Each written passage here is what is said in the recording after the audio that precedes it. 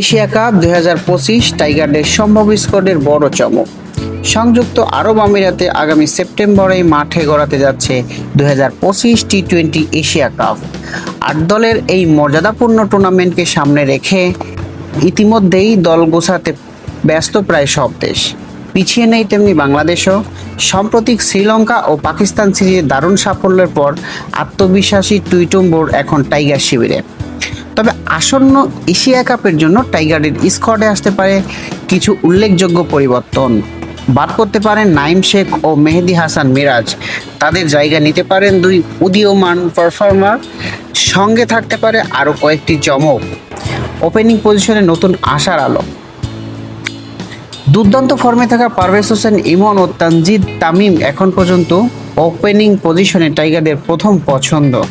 তবে backup opener হিসেবে কাকে রাখা হবে তা নিয়ে প্রশ্ন থেকেই যাচ্ছে। দীর্ঘ 38 মাস পর দলে ফেরা নাইম শেখ জাতীয় দলের প্রত্যাবর্তনে ব্যর্থ হওয়ায় তিনি স্কোয়াড থেকে বাদ পড়তে পারেন।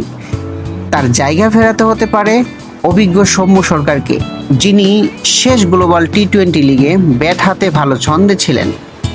মিডল অর্ডারে বিশাল পরিবর্তনের আভাস। টি-20 ফরম্যাটে মেহেদী হাসান মিরাজ এখন পর্যন্ত নিজেকে মানিয়ে নিতে পারেনি। ব্যাট হাতে ধারাবাহিকতা নেই, বল হাতেও প্রত্যাশা পূরণ করতে ব্যর্থ। তাই তার এই জায়গায় স্কোয়াডের জায়গা পেতে পারেন তরুণ মাহমুদুল হাসান অঙ্কন অথবা অভিজ্ঞ নুরুল হাসান সোহান। দুইজন সম্প্রতি ঘরোয়া টুর্নামেন্টে ভালো পারফর্ম করেছেন। এছাড়া মিডল অর্ডারে জাকির আলী অনিক এবং তৌহিদ হৃদয়কেও রাখা হতে পারে মূল দায়িত্বে। এই দুজনেই সাম্প্রতিক সময়ে জাতীয় দলের সবচেয়ে ধারাবাহিক ব্যাটসম্যানদের তালিকায় রয়েছেন। বৈচিত্র্যময় স্পিন ইউনিট। বাংলাদেশ দলের স্পিন বিভাগ এবার বেশ ভারসাম্যপূর্ণ হতে পারে। সহ অধিনায়ক শেখ মেহেদী হাসান স্পিন বিভাগের নেতা হবেন।